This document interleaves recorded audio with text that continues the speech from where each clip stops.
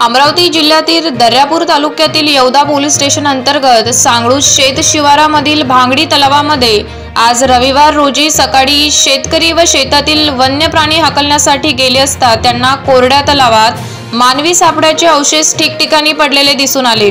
त्याच वेळेस शेतकऱ्यांनी पोलिसांना माहिती दिली असता घटनास्थळी उपविभाग अधिकारी व येवदा पोलीस तात्काळ दाखल झाले। नंतर डॉक्टरच्या उपस्थितीत ठिकठिकाणी पडलेल्या मानवी सापळ्याचे अवशेष गोळा करून पुढील तपासणी करता नागपूर येथे फॉरेन्सिक लॅब येथे पाठवण्यात येणार असल्याची माहिती आता पोलिसाच्या वतीने मिळाली आहे। सदर मानवी सापळ्याचे अवशेष कुणाचे आहे व ती हत्या आहे की आत्महत्या याचा शोध आता पोलीस करीत आहे। मात्र सदर घटनेच्या परिसरात एकच खळबळ उडाली आहे। घटनास्थळी येवदा पोलीस स्टेशनचे ठाणेदार लक्ष्मण डेगडे, अंमलदार सुधाकर चव्हाण, अमोल केंद्रे, पोलीस पाटील प्रवीण गावंडे आदी उपस्थित होते।